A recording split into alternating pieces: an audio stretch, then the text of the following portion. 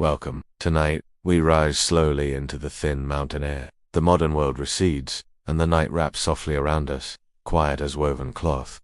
We are traveling high, above the jungle canopy, above the clouds, to the great spine of the Andes Mountains. Here lived a people who shaped stone with precision, who built cities without wheels, who stretched an empire along the sky. The Inca, often remembered for golden temples and Spanish conquest, the Inca world was far more intricate, more ordered, more mysterious than legend suggests. So tonight, let's walk its quieter paths. Let's step beyond the shining myths, into the steady rhythm of daily life. The stories etched into stone, and the breath of a civilization that never truly vanished. But we will not begin with we begin with feet on dirt, with hands in cold river water, and with the simple, unhurried life of a villager beneath the Inca sky.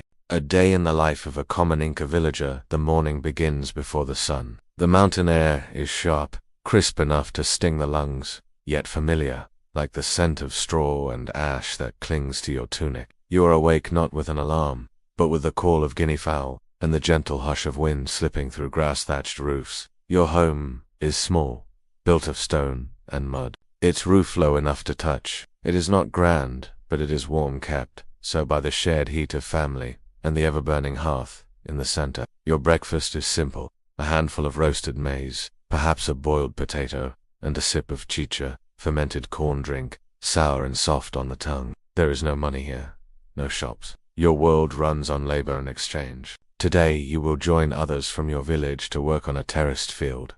Not your own, but the state's. It is part of your meter, a rotational labor tax owed to the empire. You carry a wooden hoe worn smooth by years of use, and you begin the climb. The field lies above you, rows of stone-lined terraces, cut into the slope like giant steps for mountain spirits. You work in silence. Others around you move in rhythm, digging, planting, adjusting stone walls that prevent the soil from sliding away. The sun moves slowly overhead. The earth smells of wet clay and crushed roots. When it is time to eat, you gather beneath a woven awning. The meal is cold tubers, more maize, and water pulled from a clay jug that's been cooling in the shade. No one complains. No one rushes. After lunch, you help patch a nearby aqueduct, a thin ribbon of water that flows miles from a glacial spring, delivering life to the terraces below. You do not write.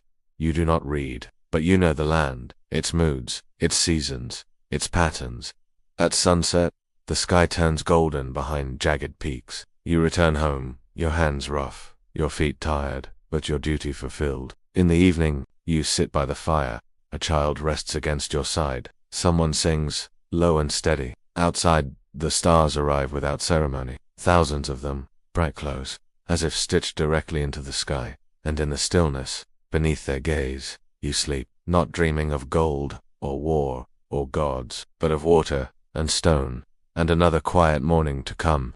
The emperor who disappeared, imagine now a man, cloaked in the finest textiles ever woven, standing at the top of the world. He is Atahualpa, the final sovereign of a civilization that stretched for thousands of miles. But unlike other kings, his story ends not with a coronation, but with silence. Born in the late 1400s, Atahualpa was not raised in Cusco, but far to the north, in the highland city of Quito. He was the son of an Inca emperor, but not the first in line. And when his father, Huayna Capac, died suddenly, possibly of smallpox, possibly something stranger, a conflict began between two brothers, Atahualpa. The war was long, brutal, not loud, perhaps, but devastating. The empire, which had grown through decades of steady expansion, was suddenly pulled inward, like a woven cloth being slowly torn apart. Atahualpa emerged victorious, but barely.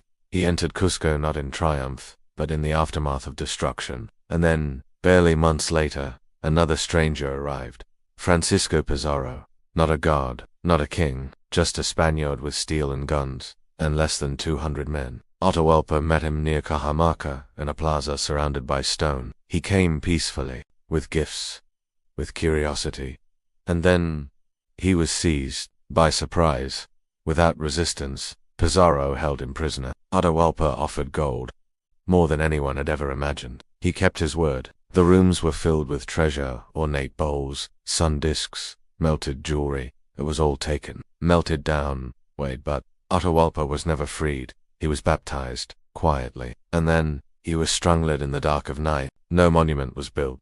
No body was preserved. He vanished. The final emperor of the greatest empire in the Americas, gone without a grave.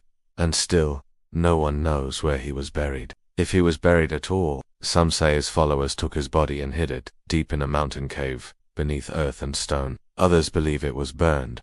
There is no tomb, no pyramid, no whispered prayer at his resting place. Only silence, and the wind, and the soft, persistent hum of history passing him by. The khipu and the language no one can read. Imagine a bundle of chords, not a scroll, not a book, just strings, knotted, dyed, suspended from a thicker thread. This is a khipu. It hangs quietly in the hands of a runner or in the shadows of a state official's quarters. It is not written in ink, but in tension, twist, and fiber. And somehow, it spoke. The Inca Empire had no alphabet, no parchment, no written records in the way we think of them, but they had Capace system of memory encoded in knots. Hundreds of them have been found, preserved in the dry air of the Andes. Each one is different. Some simple, used to count food stores, llamas, weapons, and people. Others are intricate with dozens of strings, each dyed a different hue. Some tight with fine, symmetrical knots, others left loose and soft. We know they held numbers, but perhaps more. Some researchers believe khipus carried narratives, stories, names, laws, but no one has yet cracked the code. You might imagine, late at night, a khipu, kameak, a khipu of knots, running the chords between their fingers, reciting from memory as each loop passes beneath their thumb. A senses, a history, a life. And then imagine all of that being forgotten. When the Spanish came, they burned temples, banned the language, and silenced the chords. The khipu fell out of use. The knowledge faded. The code was broken not by violence, but by forgetting. Today, they hang in museums. Quiet, beautiful, unread. No key remains, no Rosetta Stone, just the chords, and a lingering sense that something vital is still being whispered through their fibers. Maybe one day we will understand, but maybe, like so much in Inca life, the meaning was never meant to be seen, only held, and passed from hand to hand, like breath. The elite at the edge of the world, at the very edge of the Inca world, high among the clouds, there were people who lived differently. They were not soldiers, but administrators, priests, and chosen women living in small, sacred compounds scattered across the mountains. They lived in places like Vilcabamba. Today, we imagine Machu Picchu as a tourist site, a wonder of the world, but once it was a place of retreat, of quiet control, of rest and ritual for the elite. Its walls were not fortified. Its rooms were not filled with warriors. Instead, it was home to astronomers, priests, and perhaps members of the royal family. The air here is thinner, the silence deeper. The stones are cut with such precision that even a blade of grass cannot pass between them. Imagine waking here.